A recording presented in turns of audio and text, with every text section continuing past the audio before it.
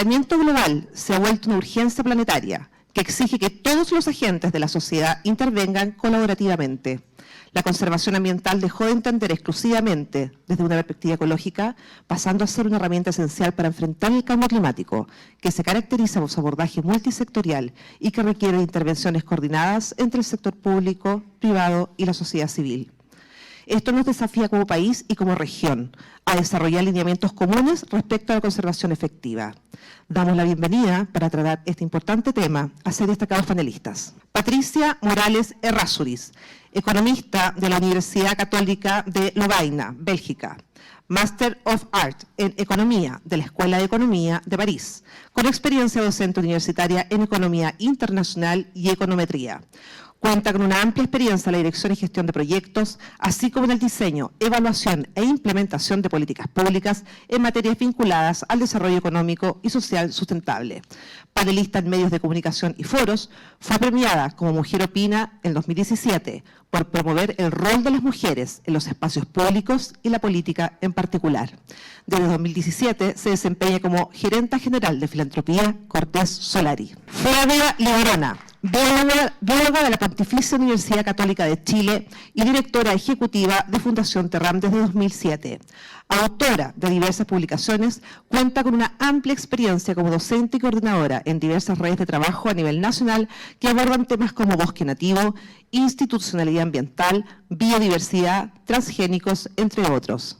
Doctor Addison Altamirano Navarrete, damos la bienvenida al decano de la Facultad de Ciencias Agronómicas y Forestales de la Universidad de la Frontera de Temuco. Leonel Tapia Contador, consultor de la FAO, coordina la cartera ambiental en FAO Chile, incluyendo 5 planes nacionales de adaptación. Forma parte del equipo FAO que desarrolló junto a CONAF la propuesta del proyecto Pago Basado en Resultados aprobado por el Fondo Verde. Realizó el primer análisis del gasto público en biodiversidad para el periodo 2010-2014 en Chile.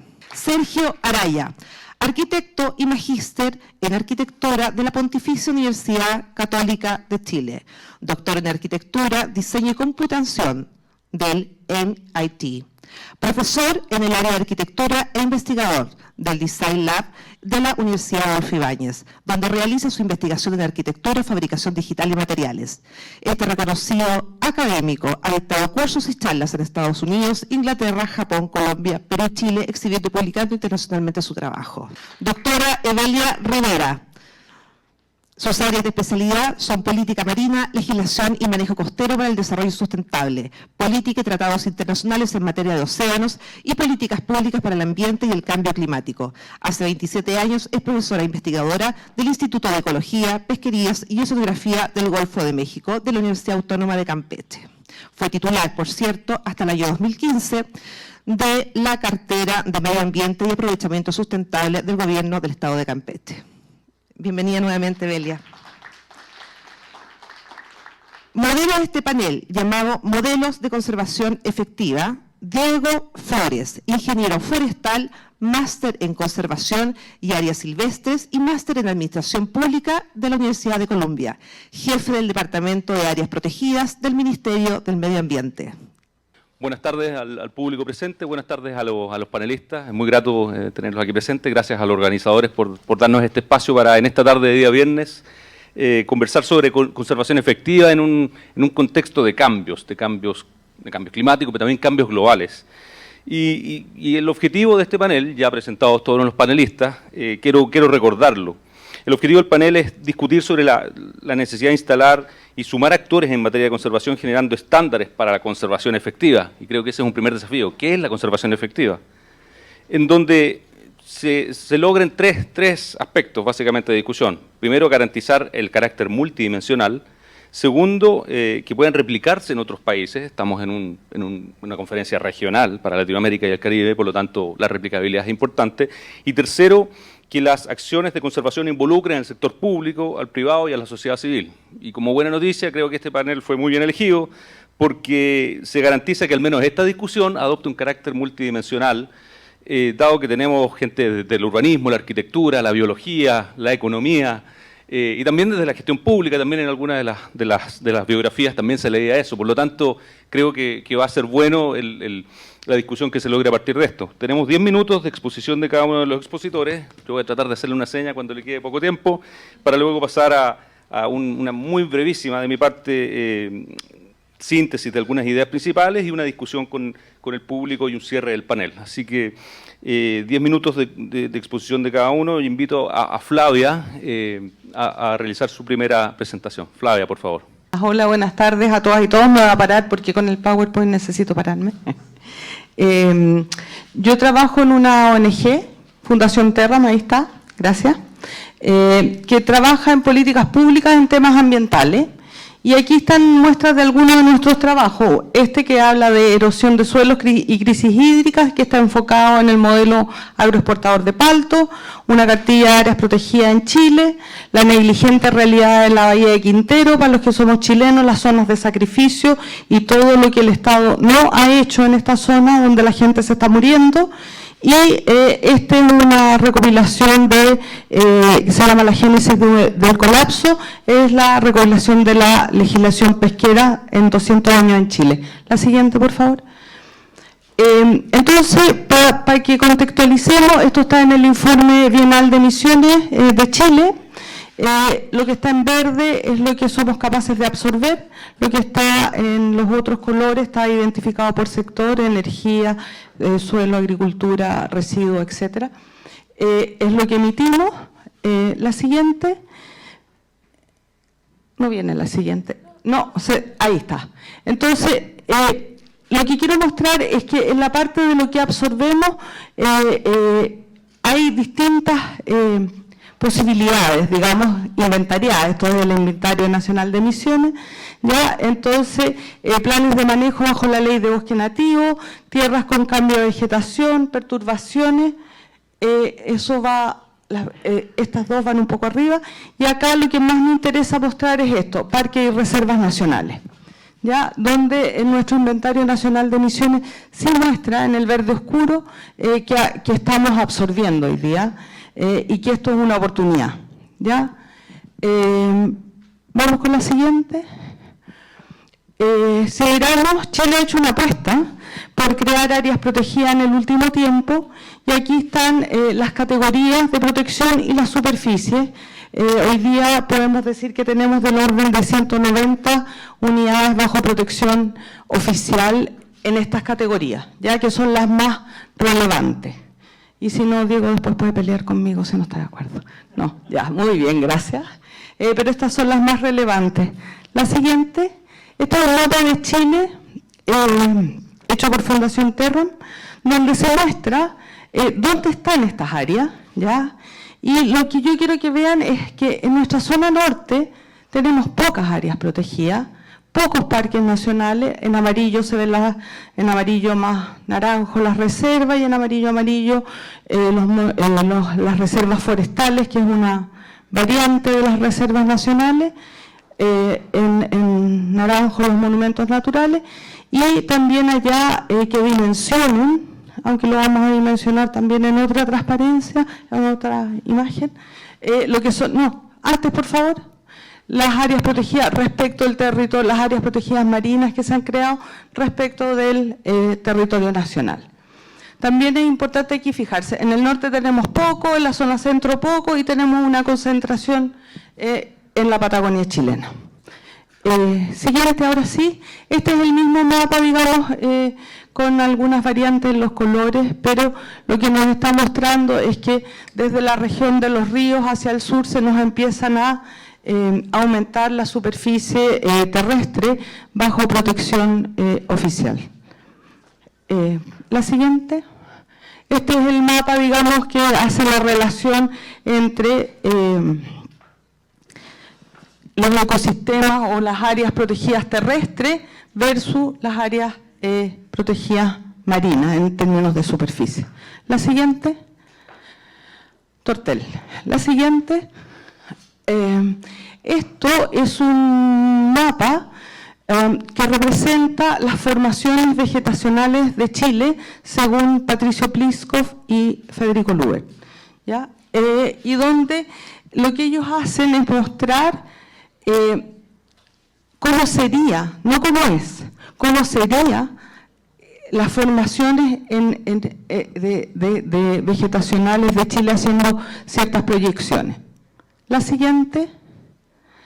Ellos además identifican lo que llaman formaciones vegetacionales que están ahí, digamos, cada una especificada, y lo que hacen es tener una superficie total, que era lo que estaba en el mapa anterior, lo que llaman la superficie remanente, que es lo real, lo que ellos calculan que hay hoy día. De esa superficie remanente, todo está aquí en kilómetros cuadrados, ¿cuánto está protegido? ¿Ya? Y el porcentaje, en esta última columna está el porcentaje de representatividad. Y lo que quiero destacar aquí son que existen varias formaciones vegetacionales que están destacadas un poco más en rojo, que tienen poca representatividad, ¿ya? Y que justamente corresponden a aquellas que yo les mostraba en los mapas anteriores, que no estaban o que había no habían áreas protegidas, digamos. Este es el indicador de que en esas formaciones vegetacionales no hay áreas protegidas o hay muy pocas áreas protegidas y por lo tanto que tenemos un problema de representatividad, se habla en términos técnicos, es decir, todos los ecosistemas de Chile o todos los pisos vegetacionales o todas las formaciones vegetacionales, dependiendo del lenguaje técnico que queramos usar, no están suficientemente protegidas. La siguiente. Además, ellos dicen, Luder y Plisco, que, bueno, según las cifras oficiales, el 21% de la superficie continental de Chile está bajo protección oficial, ya sea en el Sistema Nacional de Áreas Protegidas del Estado, que agrupa los monumentos nacionales, las reservas nacionales, los parques nacionales y las reservas de regiones vírgenes, como bienes nacionales protegidos o como santuario de la naturaleza. Sin embargo, ellos dicen que esto es, de alguna manera, no es lo real, ¿ya? Porque si uno hace el cálculo de esas áreas protegidas, restándole los glaciares y otras tierras que realmente están dentro de las áreas protegidas, pero que no representan vegetación vascular, o sea, decir, plantas grandes, llega a que realmente estamos con una protección del 16,9% del territorio nacional. Y además, bueno, esta protección está concentrada en 3 regiones, los lagos Aysén y Magallanes. ¿Ya? Y por lo tanto, Chile tiene importantes vacíos de representatividad. ¿Ya? Además, de los 125 pisos vegetacionales que ellos mencionan, 86 tienen menos de el 17% de superficie, de su superficie bajo protección, ¿ya? Y 86 de estos pisos presentan, o sea, 34 de estos pisos, de estos 86, 34 menos del 1%, y 11 no tienen protección. ¿Qué quiero decir con esto? Chile tiene un problema de representatividad grave en la tierra, digamos, que no hemos sido capaces de superar. La siguiente. Me quedan 5, pero me va a sobrar. La siguiente. Porque antes, vamos a ir a los números. Y parte de esto tiene que ver con el presupuesto, donde siempre me gusta hablar y sobre este tema que poca gente se mete. Y la verdad es que para nosotros en Terram, meterse en el presupuesto es decir, cuánto el Estado quiere hacerse cargo de un tema. O sea, da lo mismo cómo es la regulación, buena, mala, más o menos. Si hay plata, se puede cumplir. Si no hay plata, si no hay dinero detrás, no se puede cumplir. Si hay, en este caso, este es el presupuesto de áreas protegidas del SNASPE, si hay dinero detrás de esto, hay voluntad política de proteger el territorio. Si no hay dinero, no hay voluntad política. Y es es súper fácil de entender. Entonces, ¿qué tenemos acá? Años, ¿ya? Y tomamos desde el año 2009, porque recién el año 2009 este presupuesto que se asigna a las áreas protegidas, al SNASPE, que son, voy a repetir, los monumentos nacionales, las reservas nacionales y los parques nacionales, recién tiene una glosa, o sea, un presupuesto independiente e identificable, ¿ya? Y esto es,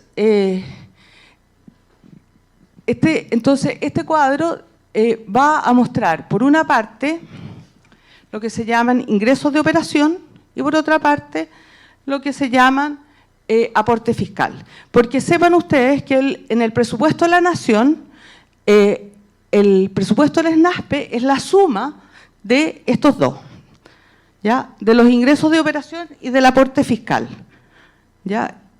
¿Y qué representa cada uno? Este es el dinero que pone el Estado, real. Y este es el dinero que se recauda vía concesiones y entrada a los parques nacionales. Entonces, para nosotros, en Terram, esta es la voluntad política. O sea, del año pasado a este, disminuyó en 1.100 millones de pesos. Entonces, esto es lo que nos está demostrando si el país, el Estado, el gobierno, los parlamentarios que aprueban este presupuesto, quieren o no proteger y conservar la biodiversidad del país. Y la respuesta para nosotros es súper clara. Aquí no hay voluntad política. ¿Y qué quiero decir con esto? Porque además no vamos a entrar en la discusión de si esto más esto es suficiente, que es otra. Esa discusión devela que es completamente insuficiente. O sea, cuando lo comparamos con los países OCDE, los países de Latinoamérica, con quien lo queramos comparar, Chile pone muy poca plata en conservación. Aquí no están, en este cálculo, digamos, no están todas las áreas marinas, Diego lo sabe, eso no tiene. Todas las áreas marinas que se crearon durante el gobierno de la presidenta Bachelet no están en este presupuesto y no tienen presupuesto, tienen como 200 millones de pesos al año, o sea, no vale ni la pena mencionarlo. Entonces, esa es la realidad con que opera el Estado de Chile y con que operan las instituciones públicas en materia de financiamiento. Y por lo tanto, si podemos volver atrás a uno de los mapas grandes, por favor. No, más atrás. A ese está bien. Este está bien. O sea, tenemos 200 millones de pesos para implementar esas áreas marinas, que es como chistoso, po. 200 millones de pesos al año y como 18.000 millones de pesos para manejar todas las áreas terrestres. O sea, no da. El presupuesto, lo voy a poner en otras palabras, el presupuesto en educación de la Municipalidad de Providencia es como 30.000 millones de pesos al año. O sea, es como, ¿de qué estamos hablando? La siguiente, por favor. Entonces, y con esto voy a ir terminando. La próxima, ahí estamos. Entonces, ¿cuáles son los desafíos? Para nosotros los desafíos que plantean las preguntas que mandaron, digamos, tienen que ver con fortalecer el rol del Estado en relación a la conservación de la naturaleza. Ese es el desafío fundamental para Chile, ¿ya? ¿Por qué hemos llegado a esto? Porque Chile se vende. O sea, en Chile todo es parte de un modelo económico. Entonces, nosotros creemos que tenemos que pasar de cambiar una visión de un modelo primario exportador, donde estamos estancados hace muchos años, a otro que realmente le otorgue valor a la biodiversidad. Y cuando decimos biodiversidad también decimos cultura, también nos incluimos todos nosotros.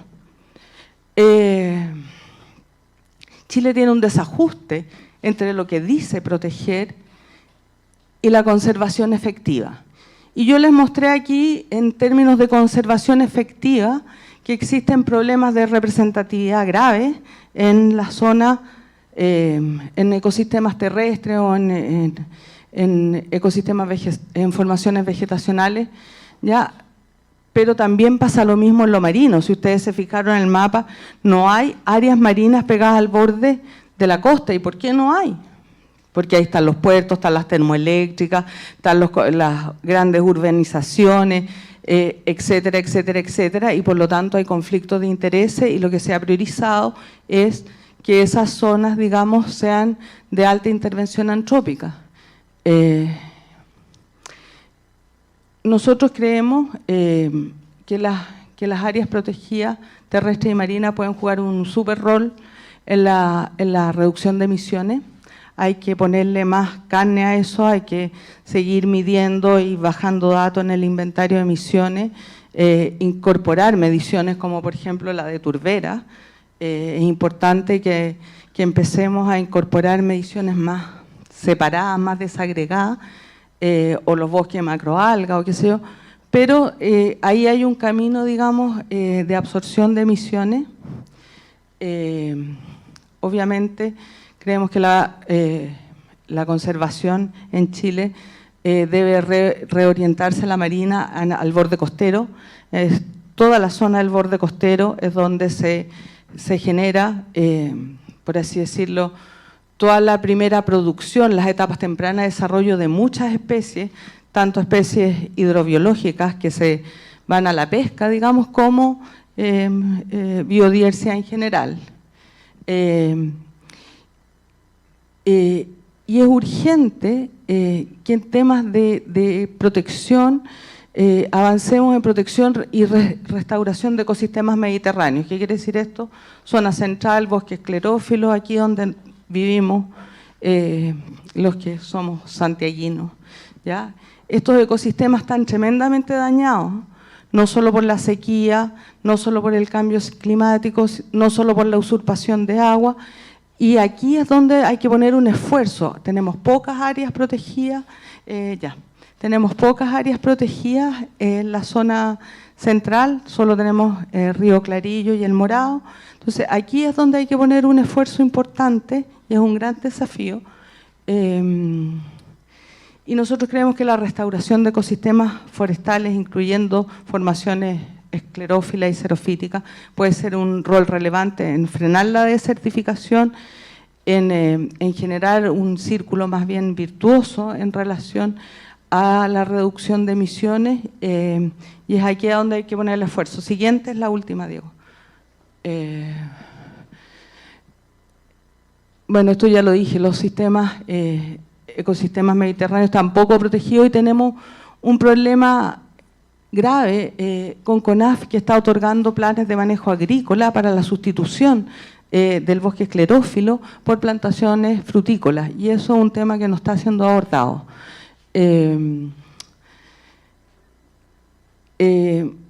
Bueno, nosotros lo propusimos y esperamos que quede, que tanto el tema de turberas como de áreas protegidas debería quedar incorporado en la ANS de Chile, que prontamente va a zanjar el Consejo de Ministros para la Sustentabilidad. Trabajar en los ecosistemas patagónicos, sin desmerecer todo lo que está protegido. Creemos que ahí son ecosistemas súper valiosos, interesantes, pero que tienen que ser vistos como una integridad tierra-mar, como está siendo más o menos visto Cahuéscar. Necesitamos urgente una ley general de suelo y sacar la turba del Código de Minería.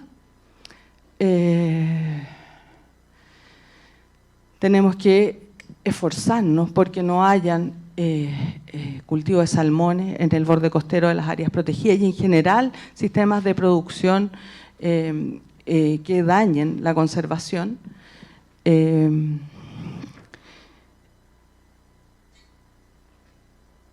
Lo de las áreas marinas que no cuentan con financiamiento ya lo dije, y por supuesto aumentar el presupuesto fiscal. O sea, creemos que en Chile, y con esto cierro, hay un montón de desafíos y no tenemos un modelo, por así decirlo, para exportar en materia de conservación. Al contrario, tenemos muchas deficiencias y la verdad es que nosotros en Terran venimos buscando modelos. Hemos estado buscando modelos marinos, hemos estado buscando modelos en distintas áreas y no hay muchos modelos. Hay cosas que resultan bien en algunos países, hay cosas que resultan mal, hay cosas que resultan bien por un tiempo, como en Australia con el tema marino, pero después no resultan. Entonces, pero sí lo que sabemos es que en Chile y en general cualquier país donde un Estado se la juega por la conservación, esto puede caminar. Pero aquí lo que tenemos es un Estado que no se la juega por la conservación. Entonces el primer desafío es lograr que el Estado se la juegue por la conservación. Gracias.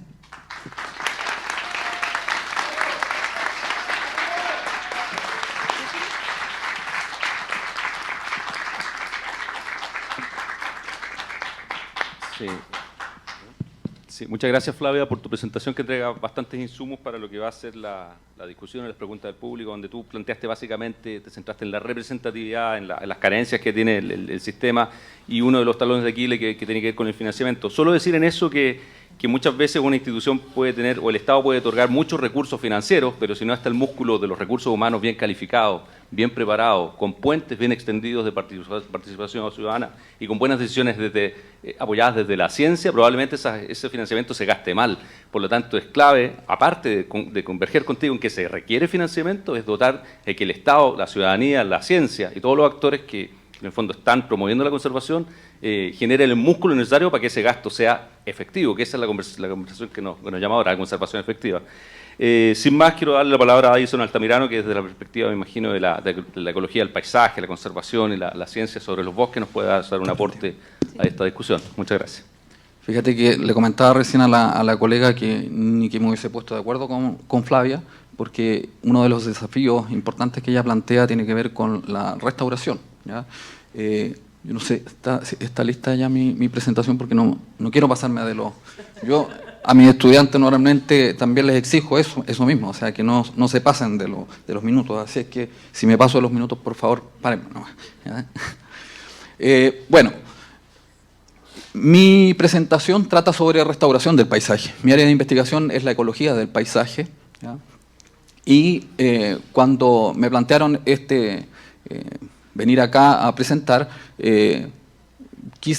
me encontré en realidad con muchísima información que nosotros hemos estado trabajando, y le comentaba también a los colegas que me fue difícil en el fondo reducir toda esa información. A veces es más fácil partir desde cero, ¿ya?, que reducir algo, ¿ya? Pero traté en el fondo de hacer una presentación bastante concisa de cómo, yo lo que quiero mostrar es un ejemplo, ¿ya? Es un ejemplo de cómo a través de la restauración del paisaje puede servir una oportunidad para compatibilizar actividades productivas y de conservación, ¿ya? Yo trabajo en una facultad, como dijeron, de ciencias agropecuarias y forestales. Y yo soy ingeniero forestal de profesión. Y una de las cosas, no sé si me puedes pasar también el pasador de diapositivas. Y una de las cosas que en todo el tiempo que yo he llevado trabajando es que yo me he enfrentado con un mundo en el cual la conservación no ha sido un tema de importancia, ¿ya? Es decir, con el tiempo ha ido tomando más importancia en la ciudadanía, pero yo también me he tratado de dedicar, y siempre le llamo esto, a evangelizar un poco a mis colegas, ¿ya?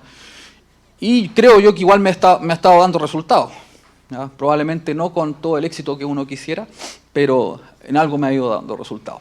El año pasado fue un año muy movido en términos de investigación y de hallazgos y reportes científicos, ¿ya? Uno de los que causó grandes polémicas tiene que ver con el potencial de restauración a nivel global, ¿ya? Que fue este artículo que fue criticado, no sé, puedes ir a la siguiente, y fue criticado, ¿por qué? Porque la restauración no solamente implica plantar árboles, ¿ya?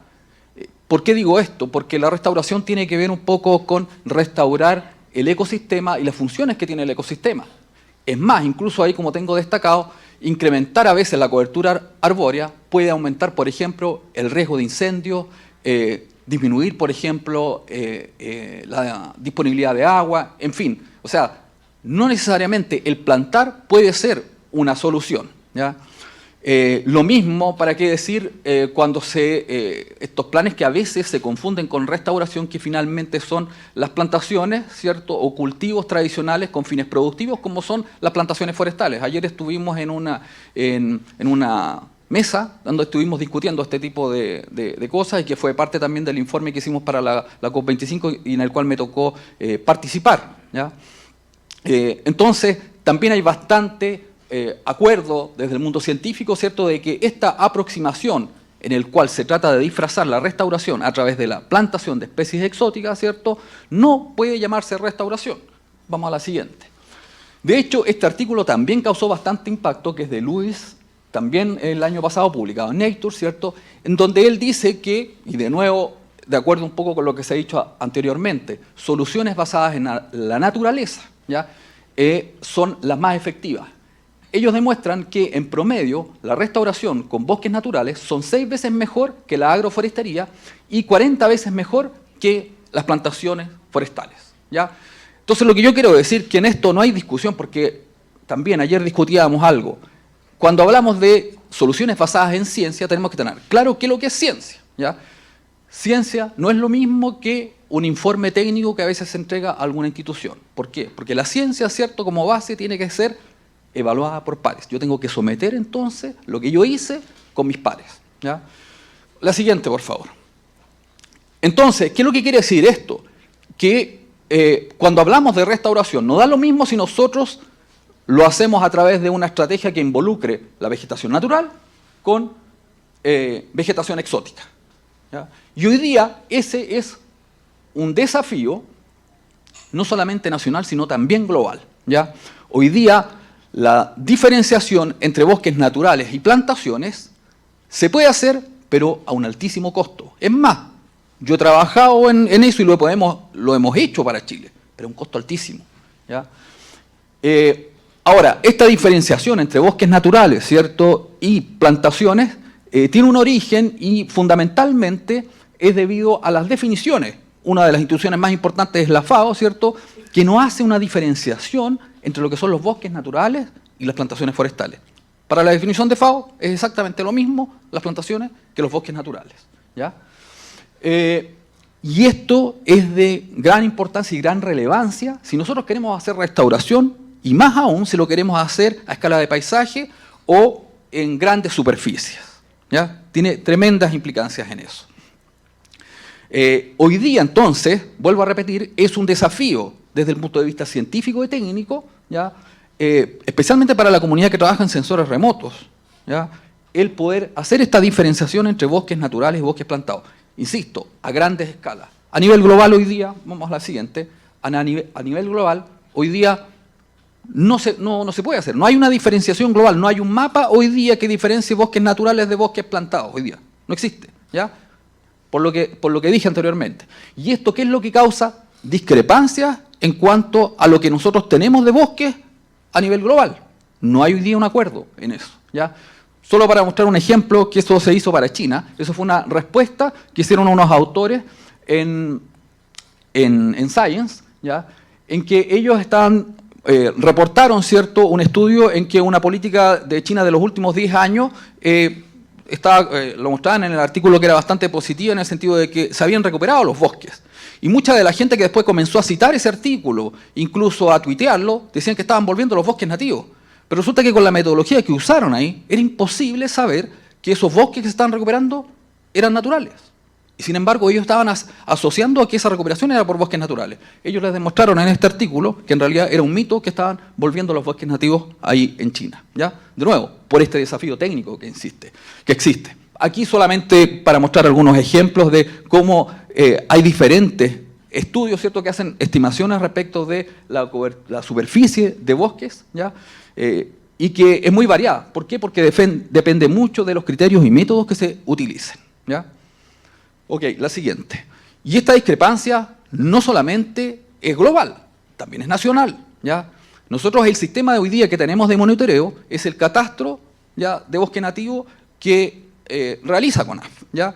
Nosotros sacamos un artículo también hace poco a nivel local en donde damos cuenta de que el sistema, o sea, el catastro en realidad como sistema de monitoreo no funciona, ¿ya? Y no funciona por distintas razones, porque no es comparable, ¿ya?, porque se cambian los criterios, y tú puedes cambiar los criterios, pero resulta que si tú los cambias en 2 años está bien, en 2 periodos, pero si lo cambias en uno y en otro no puedes comparar, ¿ya? Eso es básico en un sistema de monitoreo, ¿ya? Entonces, esta discrepancia de cuántos bosques nosotros tenemos y si se están perdiendo o ganando bosques nativos, hoy día la tenemos.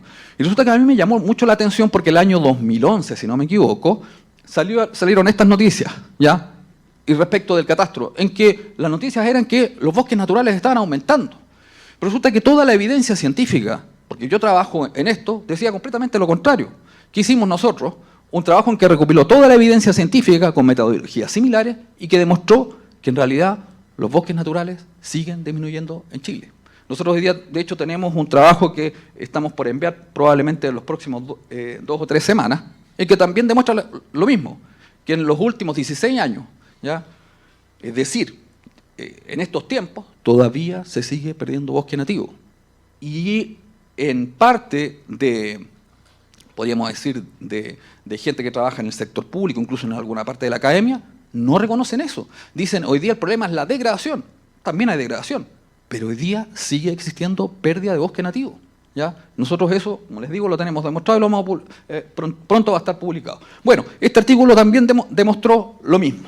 ¿Ya? Y esto lo hicimos en el hotspot de biodiversidad. No sé si todos saben que Chile es parte de uno de los 35 hotspots de biodiversidad mundial, lo cual le da alta relevancia, ¿cierto? Y fundamentalmente porque somos una verdadera isla biogeográfica. ¿Ya? Con esto nosotros también entonces demostramos, ¿ya? O de alguna manera echamos por tierra esto que estaban diciendo. De nuevo, como dice esta conferencia, basado en ciencia. Basado en ciencia, nosotros demostramos que la deforestación, ¿ya? La pérdida de bosques naturales, sigue siendo un problema hoy día en Chile. No se ha superado.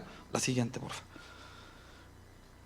Ahora, esto es muy importante entonces para poder hacer restauración, tener un buen sistema de monitoreo, ¿ya? Saber diferenciar entonces si lo que tenemos, lo que queremos restaurar son bosques naturales, ¿ya? O a través de especies exóticas. Pero otro problema que también tenemos para poder hacer restauración a escala de paisaje tiene que ver con qué indicadores usamos, ¿ya? Solamente esto lo coloco a modo de ejemplo, ¿ya? Pasa a la siguiente, porque cuando nosotros queremos hacer restauración no sacamos nada con plantar. O sea, eso ojalá tiene que tener éxito. ¿Cómo medimos ese éxito? Con la altura que tienen esos arbolitos, ¿ya? Con la diversidad, indicadores hay muchos, ¿ya? Pero el problema es que en una superficie determinada, ¿ya? ¿Podrá darse que todos esos indicadores confluyan? Es decir, podemos tener un alto diámetro, biomasa, por ejemplo, o algunos servicios ecosistémicos. ¿Qué es lo que demostramos? Que en realidad no hay congruencia entre los indicadores que se usan para medir el éxito de la restauración. Este es un llamado de atención también para la ciencia que se hace en términos de restauración. ¿Por qué? Porque finalmente, el resultado de esto?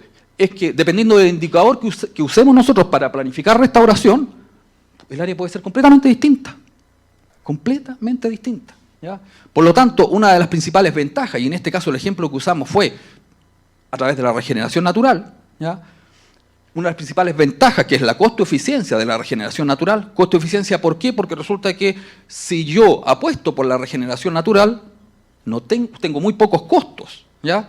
Y el probable éxito que tenga en términos de el establecimiento de eso va a ser mayor, ¿ya? Por eso que siempre se habla de que es mucho más costo eficiente eso. Vamos a la siguiente. Entonces, todos estos potenciales desafíos ventajas se pueden ver reducidos. Entonces, lo que nosotros proponemos es una propuesta de restauración del paisaje, que es básicamente transformar paulatinamente áreas de producción, un ejemplo, en áreas dominadas, ¿cierto?, por una matriz agrícola a través de la renaturalización. Pero ojo, esto es una mirada que es posibilista.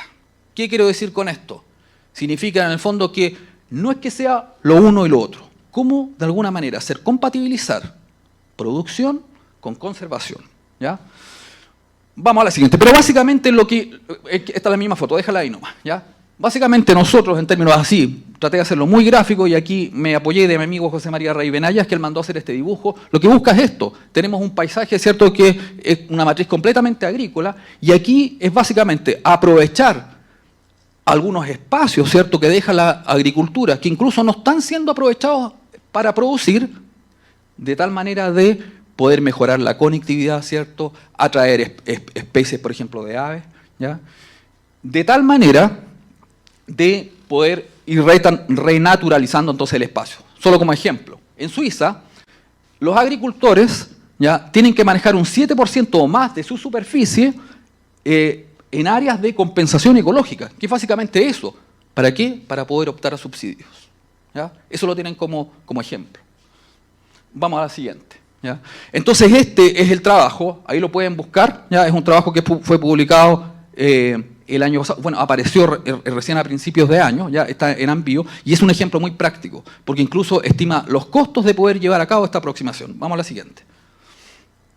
Básicamente, ¿en qué se basa? En ciertas directrices, ¿cierto?, para poder llevar una restauración del paisaje. Ese dibujito que ustedes vieron donde habían elementos lineales, ¿cierto?, no van al azar, ¿ya? Y obedecen a ciertas líneas guías. Dado el tiempo, me voy a referir a un par de ejemplos nomás, ¿ya? Por ejemplo, en este caso lo que nosotros planteamos, ¿cierto?, es asegurar anchuras de estos cercos vivos de un máximo de 5 metros, ¿ya?, de un máximo de 5 metros, en este ejemplo, porque en otros lugares quizás podría ser mayor, ¿ya?, porque si no podría afectar otro servicio ecosistémico, como la producción de alimentos, ¿ya? Vamos a la siguiente.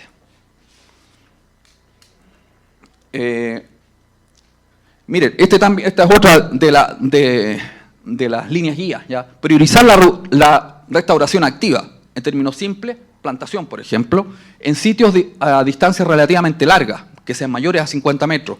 Cuando tengamos distancias relativamente cortas, lo que tenemos que favorecer entonces es la restauración pasiva, ¿ya?, es decir, la regeneración natural.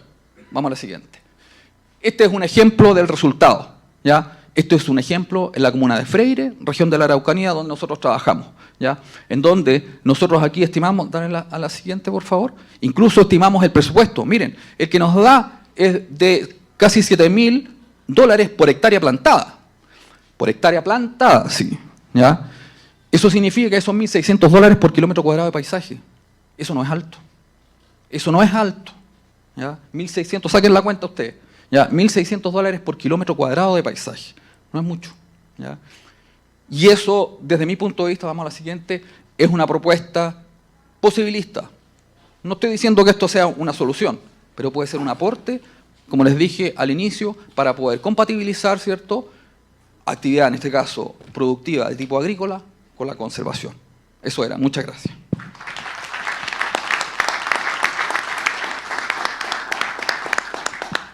Sí, muchas gracias, profesor Altamirano. Nos introdujo conceptos, nos sacó del mundo de las áreas protegidas, que es el mundo más clásico de la mirada a la conservación, cosa que es interesante porque todo el territorio, o sea, los huemules, los pumas, las especies nativas, flora, fauna, los cetáceos en el mar, no se circunscriben a los límites que implica una área protegida. Uno necesita una matriz de conservación y por lo tanto, cuando aquí nos reseñaba esta necesidad de aunar conceptos, de tener convenciones, ¿qué es restauración? No es cualquier cosa, no es lo que me convenga. Restauración debiese ser un solo gran concepto y no lo acomodo a mi funcionalidad. La necesidad de tener evidencia científica, sistemas de monitoreo permanentes, constantes, coherentes, nos llamó la atención sobre eso. Y cómo medir el éxito de la conservación o la restauración. Mientras pasaba las últimas diapositivas, a mí me retrotrajo a mis tiempos en que yo estaba haciendo mi tesis comparando la situación del crecimiento de los palteros en la zona de Quillota versus las viñas en Casablanca. Y me hacía la pregunta, bueno, ¿cuánto de eso al día de hoy, desde que yo estudié ese fenómeno hasta el día de hoy, se han comido bosque nativo, pero cuánto el mismo sector ha internalizado la necesidad de avanzar en este tipo de conceptos? Yo sé que en las viñas hay un cierto avance en ese sentido, de alguna forma, al parecer, algunas viñas, no todas, no todo el sector, al parecer estaría un poco yendo en esta dirección. Pero es un llamado, ¿perdón? Olga Barbosa, efectivamente. Sí, exactamente. Entonces, bueno, nos introduce conceptos que nos hace saltar más allá de las áreas protegidas. Quisiera ahora pasar a una mirada quizás distinta, pero necesaria, que es desde la economía, y invito a Patricia Morales a darnos su charla de 10 minutos, por favor. Muchas gracias. Gracias. Tengo una presentación. No es tanto de la economía como de la conservación privada, pero sí tiene un dejo de sustentabilidad. Primero que nada agradecer el panel. Me da mucho gusto hablar después de Flavia y Addison, porque no solo comparto plenamente lo que opinan, ya los vengo escuchando hace harto rato, sino que siempre he pensado que parte del problema de la conservación, y más encima de la conservación efectiva, es que yo siempre digo que es un mercado no regulado, un mercado por mi desviación de economista. Entonces, no existen definiciones comunes que normalicen qué entendemos todos por conservación, menos por conservación efectiva, y por lo mismo es muy complejo a la hora de plantear el tema. Y muchas veces hemos estado en reuniones con la propia Flavia en varios encuentros sobre qué es lo que es la conservación y tal. Entonces, lo que voy a mostrar acá es un ejercicio que venimos haciendo desde Filantropía Cortés Solari y que son las reservas elementales, marcando la precaución de que no es en nada nuestro interés tener extensiones gigantescas de conservación, sino que es más bien lo contrario. Estas son 3 reservas que se encuentran en 3 lugares que consideramos estratégicos o muy sensibles de Chile, porque es exactamente donde se cruza la matriz productiva de Chile, entiéndase por ello San Pedro de Atacama, donde está la minería, San José de Maipo, que es básicamente la zona que debiese nutrir hídricamente Santiago con cada vez mayor dificultad, y la Patagonia Norte, que es básicamente el Golfo Corcovado, donde está la industria salmonera, etcétera, y pesquera. Entonces, este es un modelo que lo que busca es ofrecer una oportunidad, una posibilidad, y desde ahí generar una conversación un poquito más amplia. Pero voy a ver si parte esto, ya. Esto solamente para recordar que nosotros siempre trabajamos en una mirada y un enfoque de desarrollo integral y sustentable. Acá partimos de la idea o del precepto de que hay que hacer un cambio de paradigma y de conciencia. Si uno realmente está hablando de cambio climático y se está hablando qué hacemos en materia de conservación considerando el cambio climático. Y en ese enfoque entonces trabajamos en ciencia y educación al servicio de la conservación.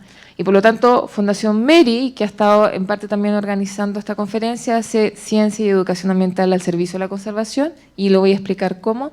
Fundación Caseta es la que está encargada de hacer educación integral, y siempre trabajando en nuestros 3 territorios.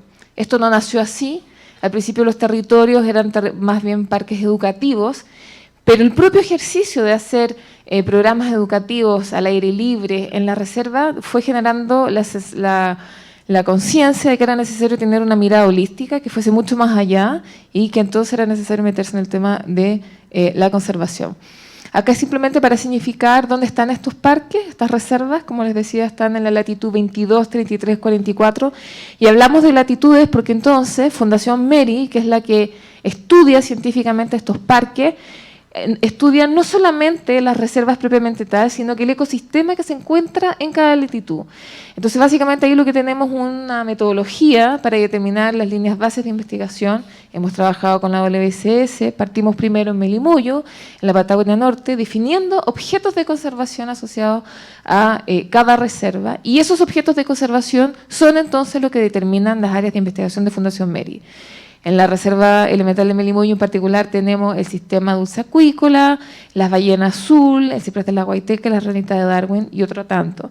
No es porque la ballena sea maravillosa, hermosa, sino porque es una especie paraguas, y además hoy en día, y ahí está Sonia Español, la gran experta en el tema, sabemos que además en las ballenas capturan CO2 de manera, perdónenme la expresión, en algún punto más eficiente, digamos, incluso que los árboles. Entonces, es muchísimo más necesario, útil, no quiero decir rentable, porque eso ya sería una exageración, que la ballena esté viva, a que si uno valoriza, digamos, el esfuerzo de la ballena por capturar carbón es muchísimo más amplio y más grande y más importante y económicamente de mayor valor que cazar la ballena para su alimentación. Entonces, estas son cosas que tratamos de hacer para hablar de conservación, aportando por una parte evidencia científica y entendiendo el territorio.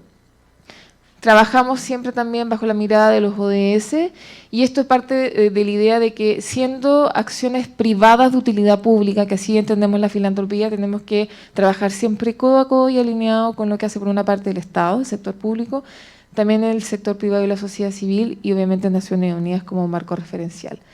¿Qué son entonces las reservas elementales? Para nosotros las reservas son territorios para la conservación efectiva del patrimonio natural y cultural de Chile en este caso. Y esto es fundamental porque el territorio no es independiente de la gente que está alrededor, de la comunidad. Uno no puede llegar y decir, mira, en realidad te voy a ofrecer un súper análisis de tu territorio, te vamos a explicar qué está pasando ahí, cuando en realidad la gente que vive en esos territorios, por ser territorio, como yo les decía, estratégico o complejo o en crisis, la mayoría de la gente en general está vinculada laboralmente a estos sectores industriales que son sumamente intensivos en recursos naturales. Por tanto, más aún es necesario involucrar a la comunidad. ¿Qué tratamos de hacer?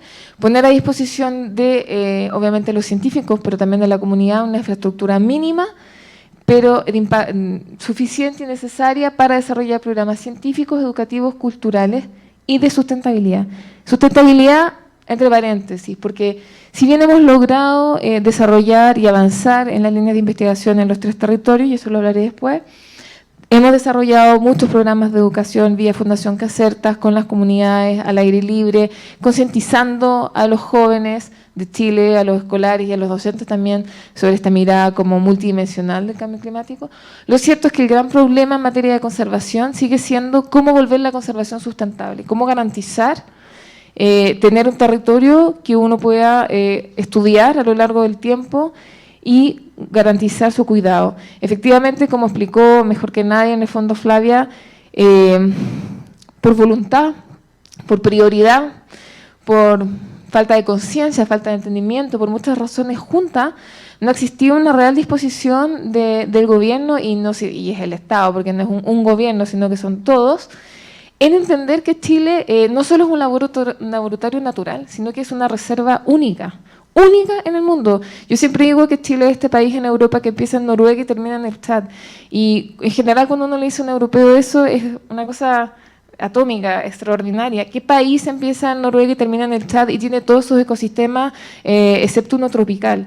Entonces eso mismo nos hace dueños y, comillas, guardianes de una situación que es bastante única y de la cual nosotros mismos no tenemos conciencia. Por supuesto que las carteras del sector público son múltiples, pero en la medida que dejemos de considerar el cambio climático como una problemática del sector medioambiental o científico y como que responda estrictamente a las carteras del Ministerio de Medio Ambiente y Ministerio de Ciencia, que son además las carteras casi más pobres del Estado, vamos a lograr tener una visión un poco más integral, y entonces los parques nacionales no van a estar peleando el peso a peso, sino que va a responder a una visión un poco más holística.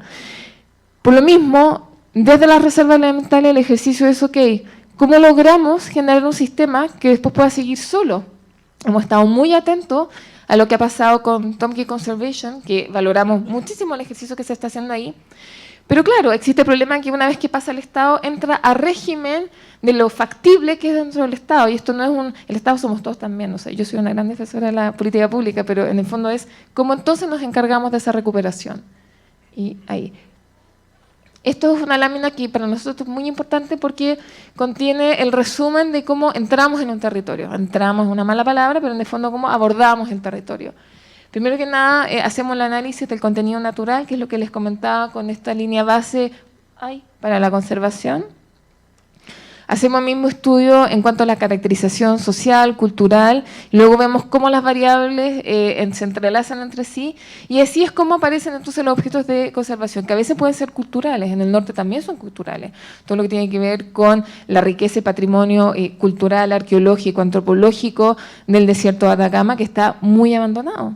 O sea, sabemos que hay muchas rutas de tráfico ilegal, por decirlo de alguna forma, que están en esa zona y que cruzan en el desierto con unos contenidos antropológicos maravillosos y arqueológicos más.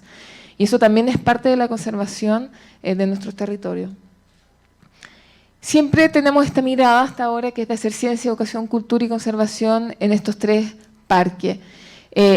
Trabajamos con ciertos principios, con estándares que tratamos de volver replicables a los otros parques. Lo que quisiéramos, ojalá, es impulsar esto como parte del sueño, es replicar este modelo de conservación, ojalá entregárselo al Estado, que el Estado pueda replicarlo también. Tenemos un programa de territorial hermoso que acabamos de sacar con Explora del Ministerio de Ciencia, que se trata que con QR uno va entendiendo y reconociendo cuáles son las distintas especies que habitan así, y la idea es ojalá proyectar esto a los distintos parques de Chile. Entonces, eso es un poquito lo que estamos tratando de hacer.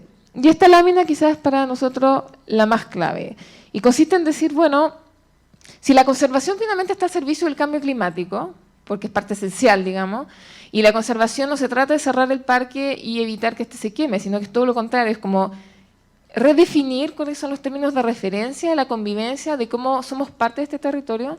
Entonces la conservación tiene que tener una dimensión ambiental, social, cultural, económica y también institucional como un parte de un todo.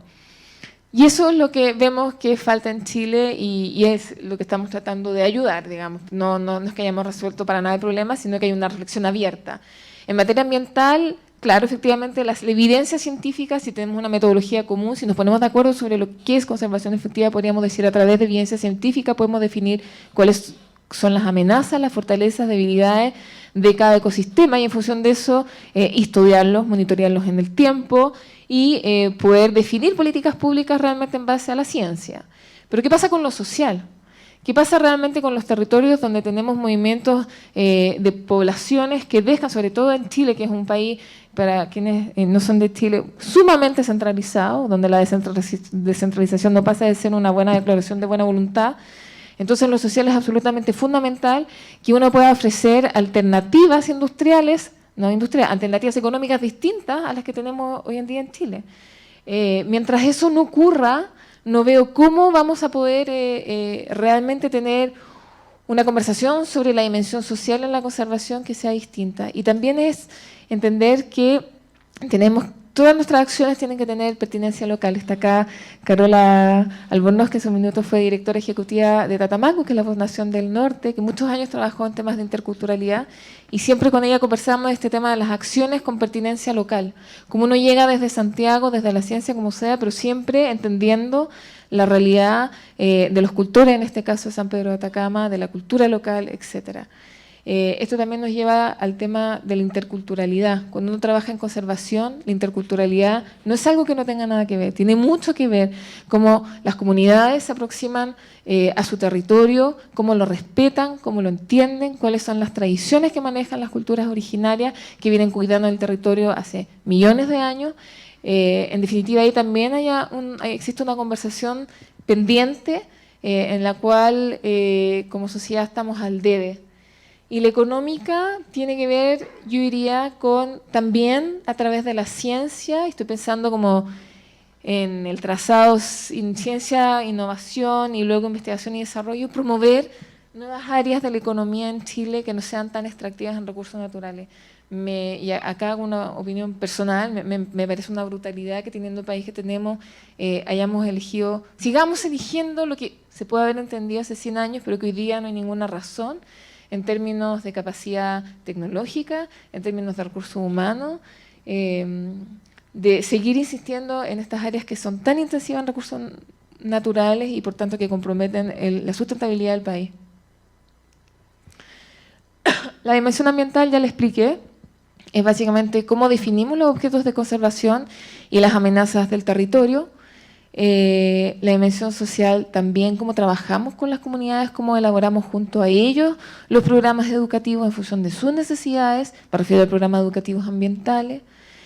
La interculturalidad, sí somos un país que tiene múltiples culturas y el centralismo de Santiago, que no solo tiene que ver con la toma de decisión y con la planificación y con que en una oficina que está en Plaza de la Constitución se determine lo que se va a hacer a miles de kilómetros, sino que también tiene que ver con no entender las distintas culturas, aproximaciones, tradiciones de nosotros mismos. Entonces ahí también hay una necesidad, no solo por parte del Estado, esto también aplica para el sector privado, la sociedad civil, un entendimiento de lo que somos como identidad.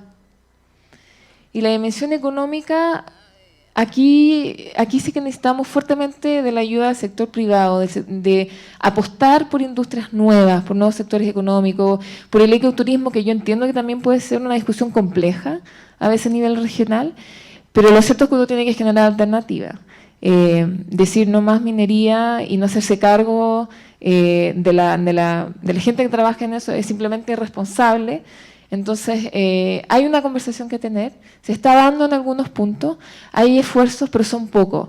Puedo hablar a título personal de lo que conozco, me ha tocado mucho conocer ahí con, Gloria Host también está aquí, la directora de Educación Ambiental de Meri, que vive en Castro y trabaja con la comunidad. Hay muchos esfuerzos locales de gente que están haciendo esfuerzos para recuperar Chiloé con ecoturismo, con poca ayuda. Entonces, claro, este verano mismo estaba con unos barcos que van a hacer recorridos con las ballenas, con los delfines, etcétera, pero todavía es muy marginal. Entonces el asunto es cómo lograr valorizar otras actividades que pueden ser tanto o más lucrativas. Hoy día en la mañana en uno de los paneles alguien decía que en minería, no sé qué unidad era un trabajo versus en otra industria que era 13, ponte tú de ecoturismo. Entonces tenemos otras actividades económicas que pueden ser muchísimo más eficientes y menos intensivas en recursos naturales. El punto es que efectivamente tiene que haber una toma de decisión o regulación. Y lo primero es regular. Y efectivamente acá tenemos una ausencia de regulación que es anómala. Y ahora les voy a mostrar algunas fotos aéreas nomás de las partes que tenemos construidas en las reservas, que son muy mínimas. Esta reserva elemental Puriveter, que tiene una parte agrícola y otra que es educativa, y el resto son pura conservación. Licandes, que es acá en Santiago, que Licande está sufriendo una sequedad espantosa espantosa, o sea, acá somos testigos a diario de la zona de sacrificio que los propios santiaguinos, que es donde se encuentra la mitad de Chile, han elegido para sus propias vidas, en el fondo, que es absolutamente, yo no sé si en otros muchos países del mundo se elegiría como zona de sacrificio el ecosistema que rodea la capital. Y esto es Melimoyu, que queda en Patagonia Norte, donde ahí son 16.000 hectáreas, muy pocas intervenidas, donde básicamente tenemos infraestructuras para científicos y para alumnos.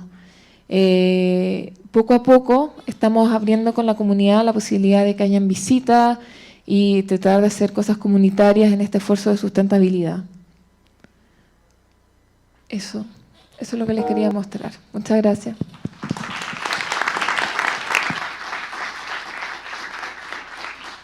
Muchas gracias, Patricia, quien nos mostró este concepto de las reservas elementales, este carácter de replicabilidad a partir de esta exploración del territorio, la comunidad, la integración de todas estas capas, estos niveles que confluyen, lo cultural, lo social, lo económico, de la conservación biológica, y por lo tanto una invitación a probablemente estirar, digamos, el concepto de la conservación también en ese tipo de dimensiones. Y de manera banal al siguiente panelista, bueno, tiene también que ver con cómo la conservación se acerca al habitante, y finalmente tú también lo planteaste, al habitante de una gran ciudad como Santiago, y por lo tanto, ¿qué rol le puede en el fondo interesar, digamos, al diseño urbanístico, a la ciudad, al donde habitamos? ¿Somos ajenos efectivamente a la necesidad y al desafío de la conservación? Bueno, y para esto Sergio Araya nos va a dar 10 minutos de tiempo, digamos, con una mirada desde su expertise.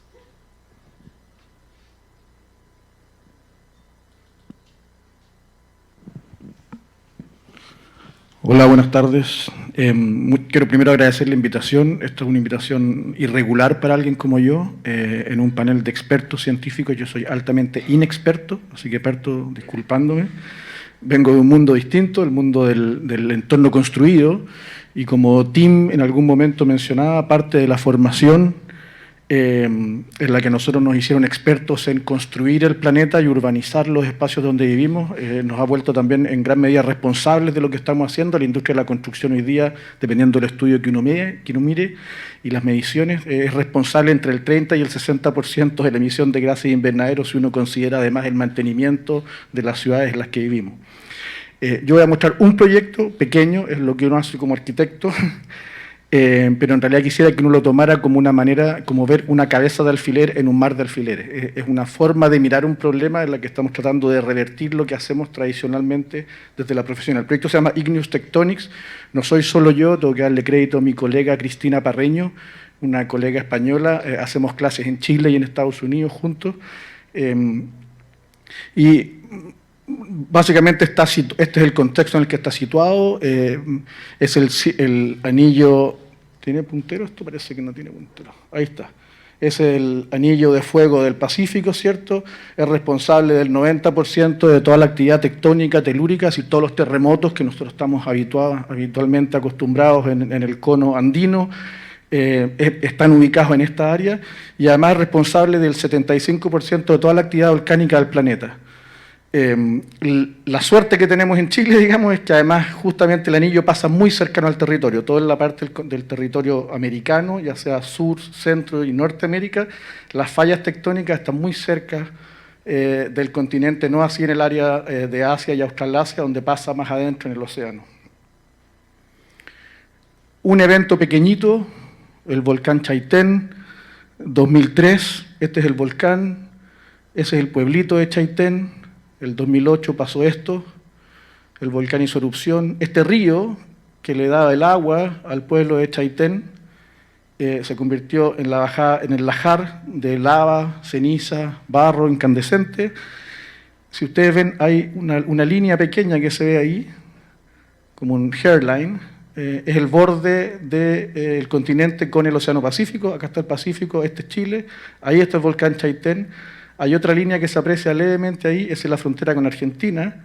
Hay otra línea que se aprecia acá, en el borde de la foto, es el límite con el Atlántico. Este pequeñito volcán hizo una pluma que llegó hasta África con sus cenizas. Un volcán, el 2008. Chile es muy privilegiado en ese contexto, es el país más volcánico como territorio nacional del planeta. Tiene sobre 160 volcanes registrados, 90 son activos. Este es el mapeo de Cernagiomín, fotos satelitales permanentes para monitorear nuestros 90 activos volcanes, 60 de los cuales son intensamente monitoreados porque tienen erupciones permanentes. El indicador hoy día, si uno ve la data de los últimos 30 años, que es lo que hay registros, en realidad no hay mucho más, los restos son registros historiográficos, es que uno debería tener una erupción volcánica cada 5 años en Chile. Si uno ve las noticias y los periódicos, uno se da cuenta que en los últimos 10 o 15 tenemos del orden de 2 o 3 por año, ¿no? Y lo que sucede es esto es Chaitén, este pueblito que estaba abajo del río. La señora le va a poner Juanita, no sé su nombre, digamos, y esa era una casa, ¿no? Supongamos que es la casa de la señora Juanita, así que el pueblo sepultado en material volcánico.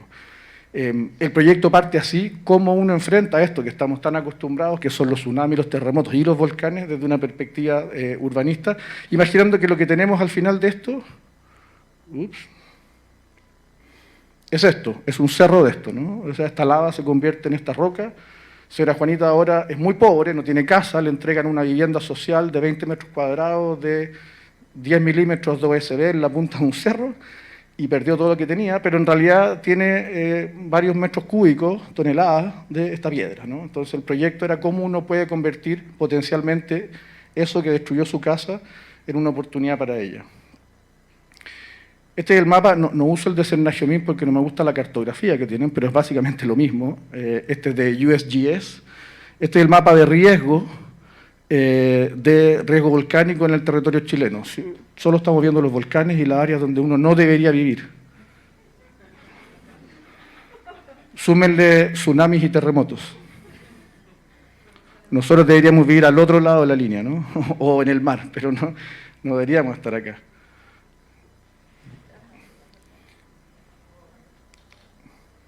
En Islandia, esta misma roca volcánica, en uno de sus tipos, la roca volcánica es una suerte de receta, ¿cierto? La roca volcánica tiene, dependiendo del tipo de roca que se funde, tiene distintas composiciones, pero un tipo de roca que va más hacia el lado de lo alcalino, de un pH más básico, se llama basalto. Muchas veces tiene estas formaciones fantásticas que son como cristales hexagonales de basalto. En Islandia lo que están haciendo es que encontraron esta roca volcánica. Islandia es como Chile. Islandia es una gran isla que es un gran volcán. Están sentados todo el país arriba de un volcán. Y lo que ellos hacen, están tratando de ser la primera nación carbon neutral de aquí al 2030. Entonces lo que están haciendo, están pasando todas sus fuentes de energía a geotermia. Como están arriba de un volcán, digamos, recolectan esa energía. Igual tienen que emitir. Entonces estas geotérmicas en el fondo emiten CO2 y lo que están tratando de hacer es volver a meter ese CO2 de vuelta abajo.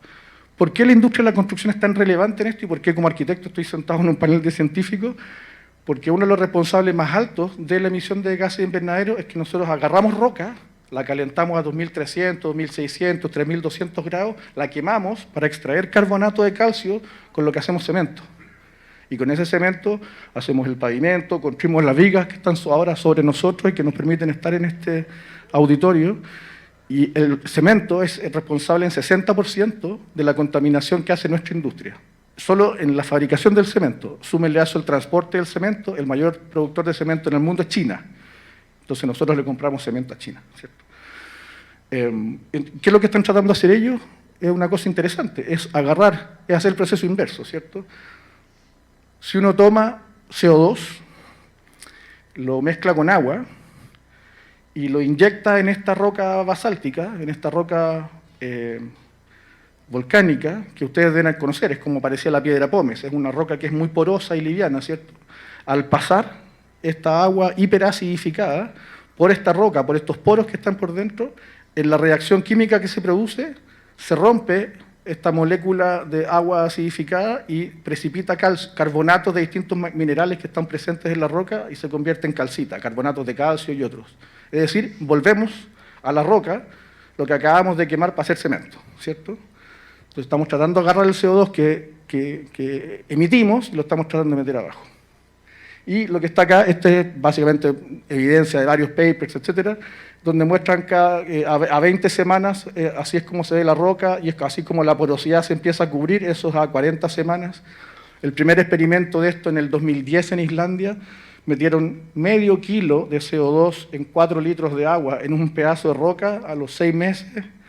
El 60% de ese CO2 era roca, al año el 95% de ese CO2 se haya convertido en roca. Es decir, no solamente lo estamos enterrando y capturando, además es estable, no lo volvemos a liberar. No es como el árbol que cuando lo quemamos vuelve a hacer humo. Habría que volver a quemar la roca, digamos, y eso habría que ser bastante estúpido para volver a hacerlo de nuevo, si ya lo hicimos una vez, digamos.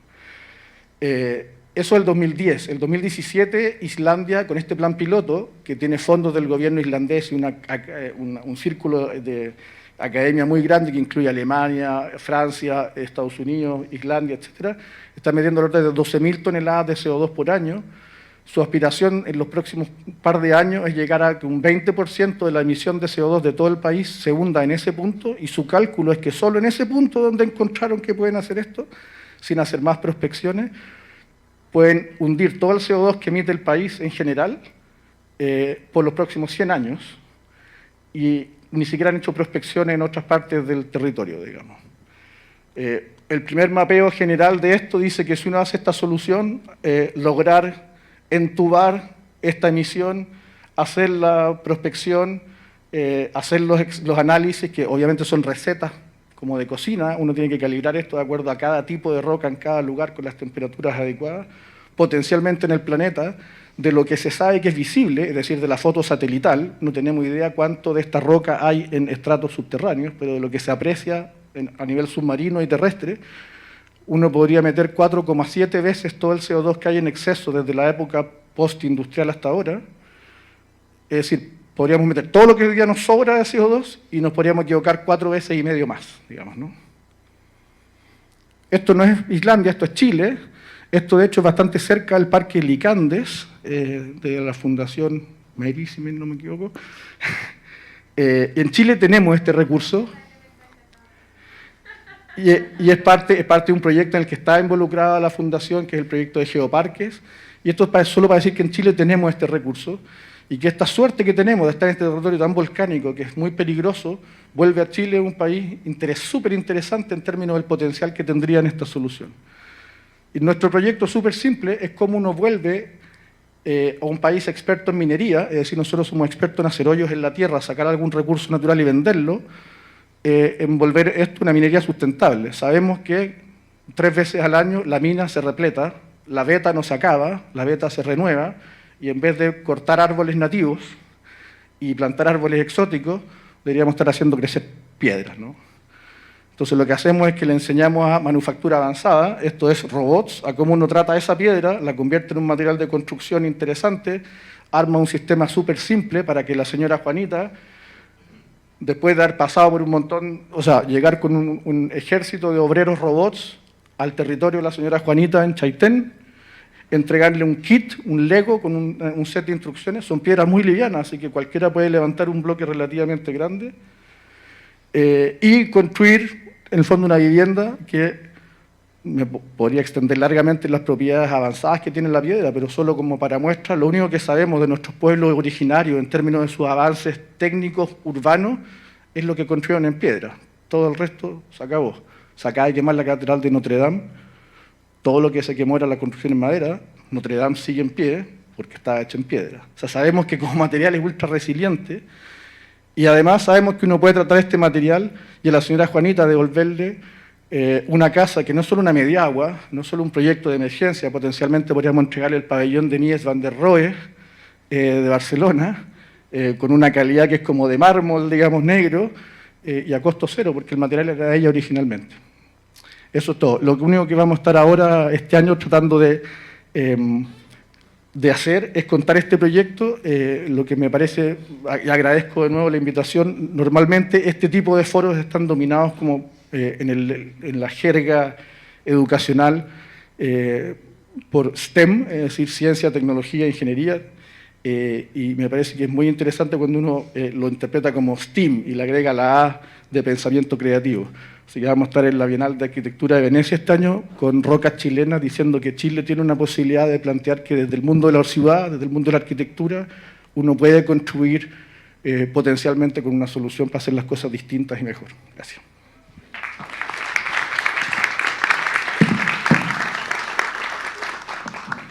Muchas gracias, Sergio, que nos comentó de esta innovación tecnológica que tiene que ver con cómo hacemos... Bueno, te va a perder el debate, pero bueno. Sí. Yo que tenía tantas preguntas, Flavia. Sí, muchas gracias. Nos hablaba de estas soluciones tecnológicas y me llevó un poco a la discusión clásica, que es el cambio climático lo enfrentamos netamente con soluciones tecnológicas o también con soluciones basadas en naturaleza. Y nos abre también a esa discusión de naturaleza, los parques nacionales, el entender y mantener en su estructura natural, digamos, los ecosistemas, o también intervenir con soluciones aplicadas, el habitar que hace el ser humano, que es parte integral de la naturaleza, como escuchábamos en el panel anterior. Yo antes de continuar con el siguiente panelista quería llamar la atención porque en la mañana me ponía estos calcetines y le decía a mi hija, no, es para que se vean bonitos en el panel, pero la verdad, Leonel me mató con sus zapatillas y con sus calcetines, así que te felicito, te felicito. Sí. Y justamente le quería dar la palabra a Leonel, quien yo creo que sí, más desde el punto de vista de la racionalidad económica, los números, nos puede hacer un aporte a este panel. Y aprovecho también de agradecer la mirada económica distinta que nos dio Patricia. Muchas gracias. 10 minutos, Leonel. Buenas tardes. Tengo una pequeña presentación, no sé si...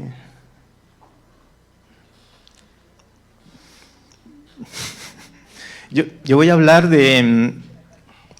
Está muy en línea con lo que dijo Flavia sobre el tema de cuál es la voluntad política que debe haber por parte de los estados. Entonces, mi nombre lo dice todo, la conservación efectiva requiere recursos. Entonces, voy a basar la presentación en algunos estudios que hicimos anteriormente y un proyecto nuevo que estamos iniciando. Entre paréntesis, yo no soy científico, soy un simple economista que ha hecho muchas consultorías y que trabajo en la FAO, por si acaso. Entonces, primero, hay evidencia científica, ¿no es cierto?, que los bosques, que las turberas, que el océano captura y disminuye el CO2. Y así lo muestra el inventario que tenemos en Chile. Sin embargo, somos súper irracionales, no solamente en Chile, sino en toda América Latina. A pesar de esta evidencia, nosotros pudimos observar, ¿no es cierto?, que en América Latina prestamos poca atención a la gestión, financiamiento, resguardo de la biodiversidad y los ecosistemas. Hace algún tiempo estuve en un proyecto que se llamaba Biofin, liderado por PNUD, en el cual se hizo una estimación de cuál era la brecha de financiamiento para la biodiversidad en el continente. Y se llegó a la conclusión que en América Latina, de manera muy conservadora, podíamos decir que era cerca de $1.000 millones al año. Muy conservadora, ahí estamos tomando los principales países de América Latina, incluyendo Chile, pero además pudimos encontrar de que hay un uso muy limitado de instrumento económico, hay muy bajo aporte de los privados a la biodiversidad, a la gestión, el resguardo de la biodiversidad, hay una alta ineficacia del gasto público, incluso la tabla que mostraba Flavia y decía, bueno, 17.000 millones de pesos, uno podría decir que un porcentaje significativo de esa plata se gasta mal. Y eso se reproduce en toda América Latina. Además, tenemos una alta dependencia del financiamiento internacional. Ustedes deben saber que en Chile, en la mayoría de los países del continente, dependemos del financiamiento internacional, incluso para sostener los equipos profesionales en el ministerio. O sea, incluso en el Ministerio de Medio Ambiente de Chile, ¿no es cierto? ¿Para qué decir en otros ministerios? En CONAF, por ejemplo, tenemos equipos completos financiados por la cooperación internacional, lo cual es rarísimo en un país que es de ingresos medios altos. Entonces, y además tenemos una alta concentración de los recursos disponibles en temas de mitigación, muy poco en adaptación. Las soluciones basadas en los ecosistemas que combinan mitigación y adaptación, porque siempre la adaptación es una cuestión más compleja y nos cuesta entenderla en qué consiste. La mitigación tiene la gracia que se mide por una sola variable, entonces hace más fácil de repente las decisiones políticas. Entonces, si nosotros miramos nuestra realidad, ¿qué es lo que sucede en Chile? Nosotros hicimos una estimación del gasto público, es decir, cuál es la asignación presupuestaria que hace el Estado chileno para la gestión y resguardo de la biodiversidad. ¿En qué periodo? Entre el 2010 y el 2014. Podemos llegar a la conclusión que en general, el último año, el 2014, y estos datos no han cambiado mucho, es cercana a $90 millones. Gran parte de esa asignación presupuestaria se concentra en el Ministerio de Agricultura y una poquita parte en el Ministerio de Economía, Subsecretaría de Pesca, y una parte insignificante en el Ministerio de Medio Ambiente. Entonces tenemos una curva bastante plana, pero si esto lo miramos en relación al Producto Interno Bruto, vamos a ver que la incidencia del compromiso que tiene el Estado en relación a estos temas es bastante baja, es un 0,0366% del Producto Interno Bruto chileno, y no ha variado mucho. Ahora, esta baja incidencia respecto al PIB se compara adversamente cuando miramos otros países latinoamericanos. Uno de ellos es Costa Rica, donde el mismo ejercicio nos llevó a la conclusión de que era un 2% del Producto Interno Bruto. Incluso en el caso de Colombia también es mucho más alta, y así sucesivamente cuando vamos mirando otros países. Es decir, tenemos un problema en cuánta importancia le asignamos a algo que tiene que ver con bienes públicos globales, ¿cierto? Tiene que ver con el aire que respiramos, tiene que ver con la calidad de vida, y es curioso. Es una cosa esencial para el funcionamiento de cualquier ser humano, de cualquier ser viviente, y le asignamos muy poca importancia. Y nuestra economía está basada en justamente la explotación de los recursos naturales, ¿cierto? Entonces es muy contradictorio. Incluso si nosotros miramos cualquier programa del Estado que no tenga que ver con la biodiversidad, sus presupuestos son 3, 4, 5, 10 veces mayor que lo que hemos estado hablando aquí. No quiero nombrar ninguna otra institución, pero si ustedes miran cualquier institución que está vinculada a temas de fomento productivo, la asignación presupuestaria son significativamente superiores a lo que tenemos aquí. Entonces, ¿dónde está el foco del país? Tenemos una asignación presupuestaria, tenemos una dependencia de la explotación de los recursos naturales, y por alguna, a pesar que tenemos toda la evidencia que contribuye a un montón de bienes públicos, como que no le damos la importancia. Acá, ¿qué necesitamos? Nosotros hemos trabajado en FAO en colaboración con CONAF, ¿no es cierto?, en la postulación de un proyecto, ¿no es cierto?, que permita de alguna manera... me cambiaron perdón. Espera, me falta ya, acá, disculpe. En un proyecto que se llama Pago por Resultado. Es un proyecto, es una modalidad de financiamiento que tiene el Fondo Verde para el Clima, el GCF. Esta modalidad reconoce el aporte que hacen los países en la captura del carbono a través de los bosques nativos. ¿Cómo lo hace? Premiando a los países que pueden mostrar evidencia que eso ha ocurrido, ¿cierto? Esta modalidad nueva del GCF se llama Pago por Resultado, pasado por la captura de carbono. En este caso, se postuló el periodo 2014 al 2016, ¿cierto? Y, bueno, requiere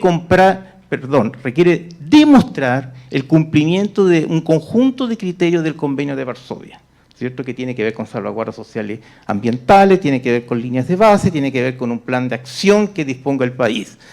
Y el monto que se paga por tonelada son $5, es un esfuerzo a nivel de país cuya implementación, todos los recursos deben estar orientados a la sustentabilidad, a la restauración de los bosques nativos. Entonces, este proyecto fue aprobado por el Fondo Verde el año pasado en noviembre, fue el día 14 creo, me acuerdo que había muchas protestas en Chile ese día, yo estaba en la noche viendo la reunión del Fondo Verde, del Board, para ver los resultados, y apoya a Chile para que maneje estos casi $64 millones para restaurar, reforestar, trabajar con las comunidades entre las regiones de Maule y los lagos en recuperación de bosque nativo. Se espera, ¿no es cierto?, que eventualmente esta iniciativa pueda beneficiar a más de 57.000 personas en las 6 regiones y eventualmente avanzar hacia la restauración, recuperación de 25.000 hectáreas. Es caro recuperar, restaurar. Aquí lo han dicho varias veces, varias personas, y es por eso que cuando presentamos esto y decimos, mira, 64 millones, pero va a restaurar tanto, es muy caro, porque la pérdida es muy grande.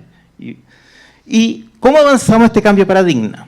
Tenemos una serie, para las personas que, esta es un poco la realidad chilena, de instrumentos normativos que son inadecuados, ¿no es cierto? La ley del bosque nativo, si alguien la conoce aquí, saben que es una ley Mickey Mouse.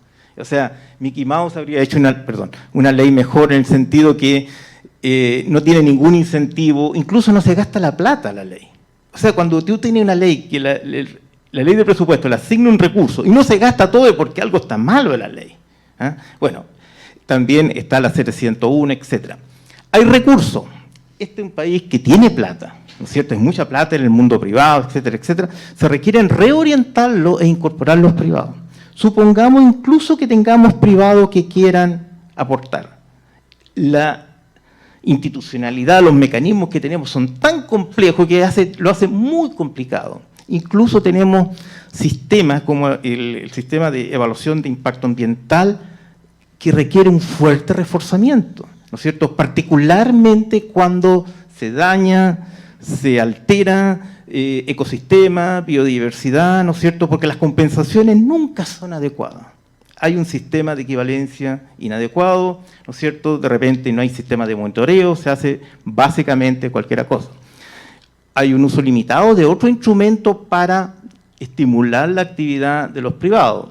Hay una alta dependencia del financiamiento internacional, que puede ser bueno en una primera etapa, pero en algún momento el país tiene que hacerse cargo de las cosas que son importantes. Y estas cosas, ¿qué más importante que los bienes públicos? ¿Qué más importante que cómo mejoramos el entorno, la calidad de vida? Además, la inacción, el no hacer nada, tiene un alto costo. Todos perdemos como sociedad. Ahora, si somos más ambiciosos, el NDC nuevo, no sé cuál es no sé, Diego probablemente sabe en cuanto cuál es la meta en bosque, pero supongamos que fueran 500.000, ¿no es cierto? Implica movilizar a lo menos unos 50 millones de dólares adicionales en este país, ¿no es cierto? Y es un desafío bastante grande. Hay avance, ¿no es cierto? Lo que acabamos de contar. También con AFA trabajar otro proyecto de una envergadura significativa con el Banco Mundial, el Fondo Cooperativo de Carbono Forestal. Se requiere una política fiscal, un Estado más activo, ¿no es cierto?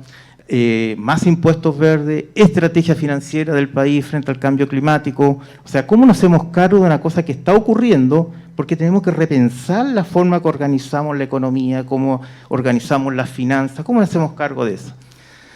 Políticas sectoriales, adecuadas compensaciones en el sistema de evaluación ambiental. Hay un déficit grande ahí. Fortalecimiento de la institucionalidad de instrumentos disponibles. A mí, de repente, me toca ir a muchas reuniones, ministerios, servicios, y me da pena, quizás la palabra no es adecuada, pero la precariedad con que estamos trabajando. Yo tengo contrapartes en las cuales están sobresaturado de tareas, ¿no es cierto? Que uno le pide una cosa y es el mismo responsable. Sí, el mismo responsable. Voy al otro, no, también yo soy responsable de eso. Entonces, obviamente, dada la envergadura del problema, necesitamos prestar atención y Diego, tú lo dijiste en términos de competencias, de recursos, etcétera, etcétera. Pero sin recursos es difícil pensar muchas cosas. Y yo creo que tenemos que cambiar la mirada y un poco eso es lo que yo les quería contar hoy en día, cómo podemos pensar un modelo distinto, una mirada en el cual nos hacemos cargo de lo que importa en este país. Gracias.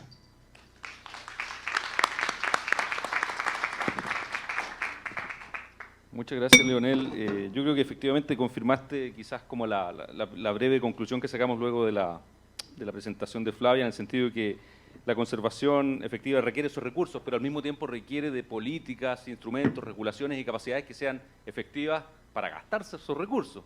Nosotros, cuando Flavia decía las áreas marinas protegidas tienen 200 millones de pesos, y es un chiste casi decirlo, versus lo que tiene hoy día la CONAF para el SNASPE, pero el solo hecho de pasar de 0 pesos prácticamente a 200 millones de pesos nos hizo justamente lo que tú planteaste, nos hizo pensar cómo gastar efectivamente estos recursos para que realmente exista o lo encaminemos a una conservación efectiva. Así que muchas gracias por la presentación. Por último, y no al azar, yo creo que Evelia, yo no tengo el gusto de conocerte, pero en el fondo vi tu biografía y creo que has tenido, tú vienes del mundo de la biología, de la ciencia, pero también del asesoramiento internacional y también hacia la toma de decisiones, y yo creo que bien puede resumir tu presentación un poco las diferentes dimensiones que se han tocado. Yo me estoy aventurando un poco tu presentación, que no la conozco, pero creo que en virtud a tu biografía, creo que pudiese tener una mirada integral y un cierre para luego pasar a ciertas preguntas del público. Así que, bueno, dispones de 10 minutos. Muchas gracias.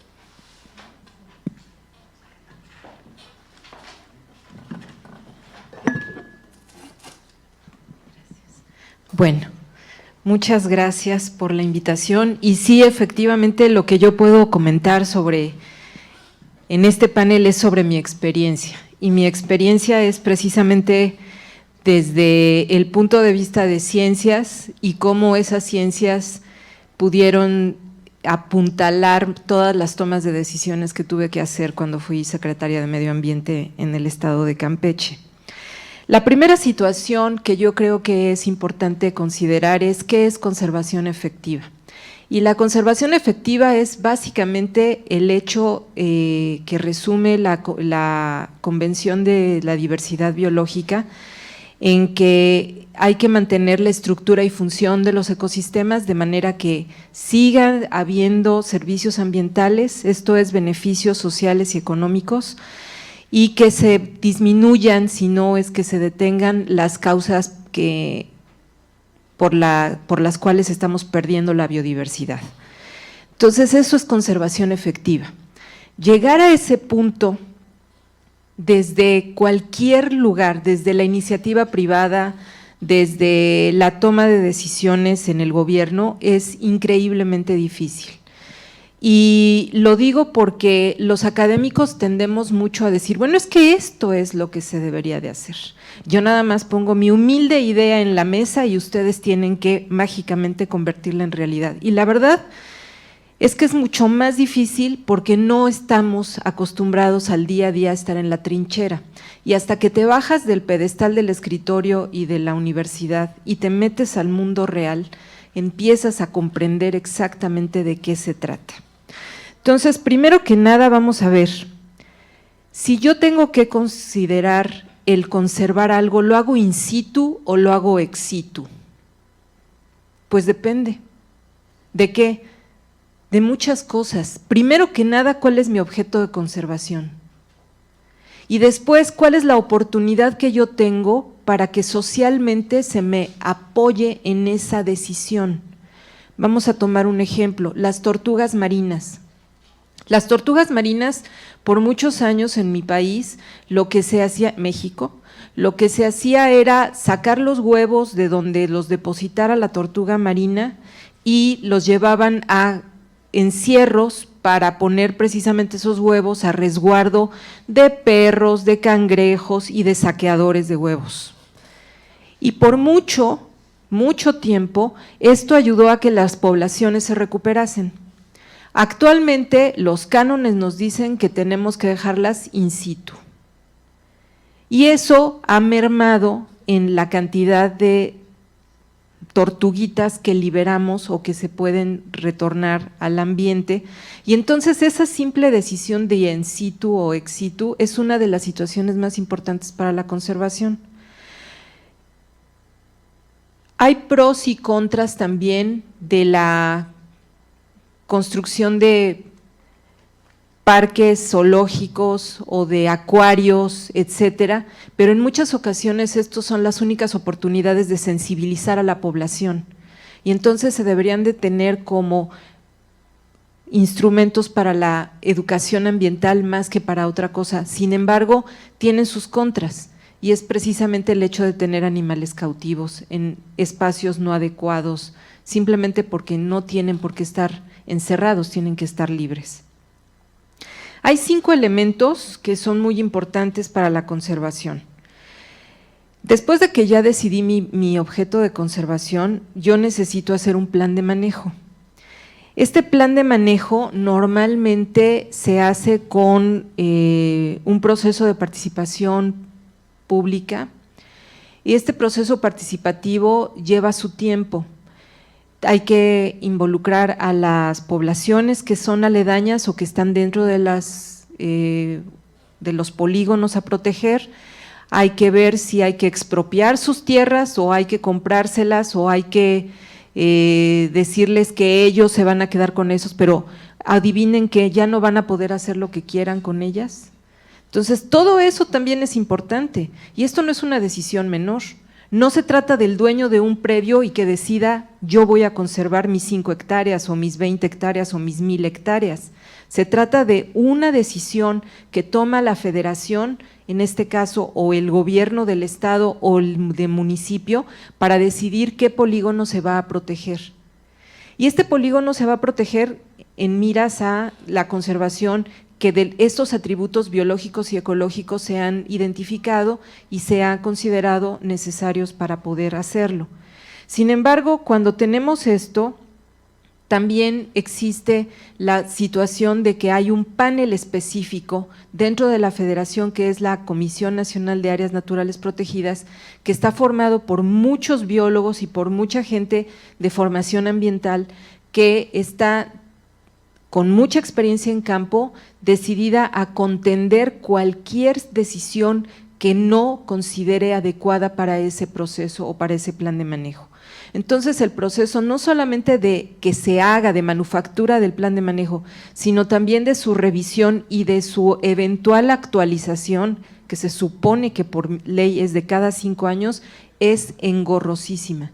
Es larga, es tediosa, es cara y en muchos de los casos es totalmente soslayada por falta de tiempo y de presupuesto. Entonces, los planes de manejo de muchas áreas naturales protegidas están totalmente desfasados de las últimas enmiendas legales que se hayan hecho al marco regulatorio ambiental. Otra situación del plan de manejo puede ser para especies en particular. Las especies carismáticas como los jaguares o las mariposas monarca requieren de espacios muy particulares que trascienden más allá de fronteras, inclusive internacionales como las de la mariposa monarca.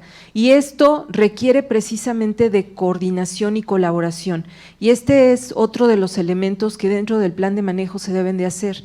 ¿Qué tanto vamos a conservar? ¿Vamos a conservar los ecosistemas? ¿En qué cantidades? ¿En dónde? ¿Se está viendo qué poblaciones están allí aledañas? ¿Qué actividades se están teniendo alrededor? Y todo eso se tiene que considerar para coordinarlo y consensuarlo. Otro plan de manejo puede ser aplicado a la conservación de poblaciones pesqueras. Y estos planes pesqueros son importantes porque nos ayudan a ver cuáles son las fechas de veda, cuáles son las posibilidades de tener la pesca de hembras no grávidas, por ejemplo, en el caso del pulpo, o las tallas mínimas de captura, etcétera. Entonces, son planes de manejo diferentes para objetos de conservación diferentes, para acciones sectoriales diferentes. Y cada uno de ellos, repito, se hace con procesos participativos. Cae dentro de la jurisdicción del gobierno tener la batuta para poder llevar estos procesos a buen término. Si no participa el gobierno, no son válidos. Y esto sí es muy importante. El segundo punto es el marco normativo. Un marco normativo que nos permita tener los últimos gritos de desesperación que se dan a nivel internacional sobre biodiversidad. Y ahí, por ejemplo, hablo del protocolo de Nagoya o de las metas de Aichi, donde en esos dos nos están diciendo que debe de haber una repartición justa y equitativa de los beneficios de esa biodiversidad que se está conservando. Y esto involucra de facto no solamente a los pueblos indígenas y originarios, sino a todas las comunidades rurales, locales, que no ven claro cuál es su beneficio en muchas ocasiones de estar dentro de un área natural protegida o de tener un área natural protegida donde antes ellos podían cazar y pescar libremente.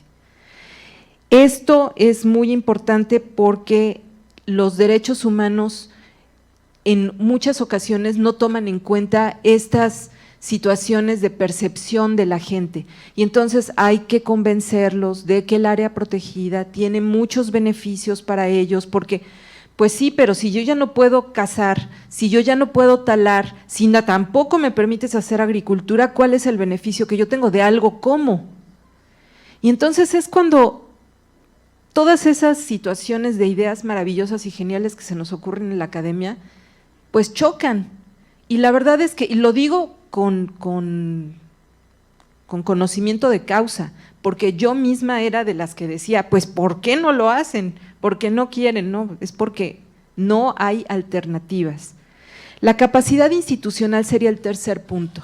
Una capacidad institucional que permita realmente manejar, administrar ese polígono de protección que se tenga, aún sea un parque urbano, aún sea un charco de agua.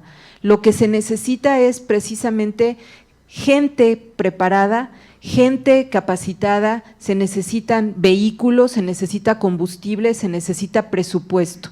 Y aquí cada área natural protegida tiene una dirección que está a cargo del gobierno, del estado, de la federación o del municipio, y cada una de estas áreas naturales protegidas tiene personal que en muchas ocasiones no tiene gasolina para moverse.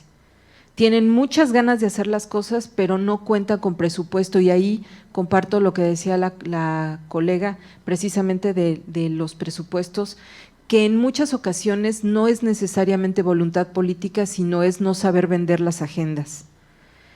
La participación social comunitaria es muy importante y sería mi cuarto punto. Este es uno de los puntos más cruciales, porque podríamos tener algo que se llama soporte y validación social para lo que estamos haciendo. No es solamente convencerlos, es que realmente se apropien de la idea y ellos estén considerando que es muy adecuado lo que se está haciendo, porque nace de ellos, para ellos y por ellos. Y esto es muy, muy importante. Cuando no se toma en cuenta a la base, no se puede construir absolutamente nada, porque se va a caer. La gente va a reclamar, va a haber manifestaciones, van a cerrar caminos, van a estar en contra de proyectos que originalmente nosotros podríamos pensar que son maravillosos y que la verdad les están fragmentando el ecosistema o no incluyéndolos en beneficios para ellos. El quinto punto sería el financiamiento. Obviamente un financiamiento que alcance, pero no hay presupuesto que alcance en medio ambiente. Y eso es claro. Entonces, con lo que se tenga hay que trabajar. Y hay que trabajar, así nos movamos 1 centímetro, va a ser 1 centímetro que nos movamos. El chiste es no dejar de moverse y seguir avanzando. Y voy a poner un ejemplo muy rápido para finalizar esto, y es precisamente una actividad que me incluyeron dentro de la Secretaría para que yo la manejara, y es la apicultura. La apicultura generalmente se manejaba dentro de desarrollo rural con las vacas y los bosques y todo eso. Bueno, pues me pasaron bosques y me pasaron apicultura. Y entonces, bueno, yo sabía de apicultura, pero como bióloga, no como apicultora. Entonces tuve que aprender a marchas forzadas y lo hice mi eje de protección. La apicultura es una de las actividades más redituables que tiene el ambiente. No es extractivo, no es impactante y genera reforestación, enriquecimiento de las selvas o de los campos, conservación, prevención de incendios y en general un aumento de biodiversidad. Cuando tenemos apicultura en nuestras áreas de protección o en nuestras zonas de conservación, estamos metiendo una bala de oro. Esto es realmente una de las mejores lecciones que yo aprendí y que después se empezó a dispersar en otros estados de la República Mexicana. Obviamente con esto estamos hablando de los beneficios distribuidos entre los locales, porque muchas mujeres, muchos grupos de mujeres que habían sido relegadas de otras actividades pudieron participar y pudieron convertirse en apicultoras. Y de ahí ellas empezaron a generar productos, empezaron a procesarlos, empezaron a hacer manejo de selvas con aclaraciones, aclaramiento de selvas, y con esa madera hacer joyería, artesanías, etcétera. Entonces, la verdad es que yo consideré esta actividad como un ganar-ganar, y si hay un ejemplo de conservación efectiva sería ese. Muchas gracias.